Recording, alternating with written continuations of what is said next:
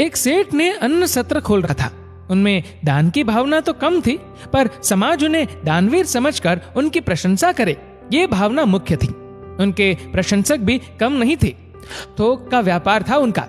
वर्ष के अंत में अन्न के कोठारों में जो सड़ा गला अन्न बिकने से बच जाता था, वह अन्न सत्र के लिए भेज दिया जाता था। प्रायः सड़ी ज्वार की रोटी ही सेठ के अन्न सत्र में भूखों को प्राप्त होती थी। सेठ के पुत्र का विवाह हुआ। पुत्र वधू घर आई। वह बड़ी सुशील, धर्मज्ञ और विचारशील थी। उसे जब पता चला कि उसके ससुर द्वारा खोले गए अन्न सत्र में सड़ी ज्वार की रोटी दी जाती है, तो उसे बड़ा दुख हुआ। उसने भोजन बनाने की सारी जिम्मेदारी अपने ऊपर ले ली। पहले ही दिन उसने अन्न सत्र से सड़ी ज्वार का आटा मंगवाकर एक रोटी बनाई, और सेठ जब भोजन करने बैठे तो उनकी थाली में भोजन के साथ वह रोटी भी परोस दी। काली मोटी रोटी देखकर कौतूहलवश सेठ ने पहला ग्रास उसी रोटी का मुख में डाला। ग्रास मुंह में जाते ही वे थू थू करने लगे और थूकते हुए बोले, बेटी, घर में आटा तो बहुत है, ये तूने रोटी बनाने के लिए सड़ी ज्वार का आटा कहां से मंगाया? पुत्र वधू बोली, पिताजी, ये आटा परलोक से मंगाया है। ससुर बोले, बेटी, मैं कुछ समझा नहीं। पिताजी, जो दान पुण्य हमने पिछले जन्म में किया, वही कमाई अब खा रहे हैं, और जो हम इस जन्म में करेंगे वही हमें परलोक में मिलेगा। हमारे अन्न सत्र में इसी आटे की रोटी गरीबों को दी जाती है।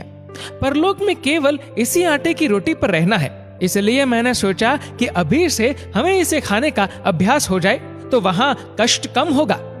सेठ को अपनी गलती का एहसास हुआ। उन्होंने अपने पुत्र वधू से क्षमा मांगी और अन्न सत्र का सड़ा आटा उसी दिन फेंकवा दिया। तब से अन्न सत्र से गरीबों, भूखों को अच्छे आटे की रोटी मिलने लगी। आप दान तो करो, लेकिन दान ऐसा हो कि जिससे दूसरे का मंगल ही मंगल हो।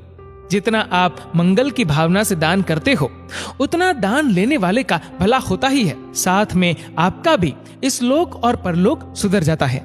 दान करते समय ये भावना नहीं होनी चाहिए कि लोग मेरी प्रशंसा करें, वाहवाही करें। दान इतना गुप्त हो कि देते समय आपके दूसरे हाथ को भी पता न चले। रहीम एक नवाब थे। वे प्रतिदिन दान किया करते थे। उनका दान देने का ढंग अनोखा था। वे रुपए पैसों की ढेरी लगवा लेते थे और आंखें नीची करके उस ढेर में से मुट्ठी भर भर कर याचकों को देते जाते थे। एक दिन संत तुलसीदास जी भी वहां उपस्थित थे। उन्होंने देखा कि एक याचक 2-3 बार ले चुका है, परंतु रहीम फिर भी उसे दे रहे हैं। यह दृश्य देखकर तुलसीदास जी ने पूछा, सीखे कहां नवाब जू, देनी ऐसी देन, ज्यों ज्यों कर ऊंचे चढ़े त्यों त्यों नीचे नैन।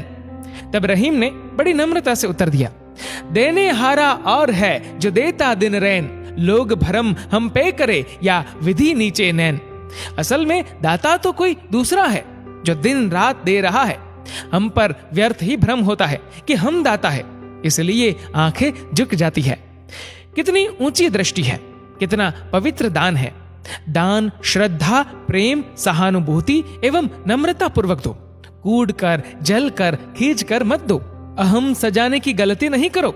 अहम को विसर्जित करके विशेष नम्रता से सामने वाले के अंतरात्मा का आशीष पाओ। दोस्तों, इस वीडियो को लेकर आपकी क्या राय है, नीचे कमेंट करके बताइएगा जरूर। और अगर आपको वीडियो अच्छा लगा हो तो इस वीडियो को लाइक करेगा, शेयर करेगा ज्यादा से ज्यादा लोगों तक। और ऐसे ही और भी इंस्पिरेशनल वीडियोस के लिए सब्सक्राइब करें हमारे यूट्यूब चैनल को और फेसबुक पर फॉलो करें हमारे पेज को। धन्यवाद।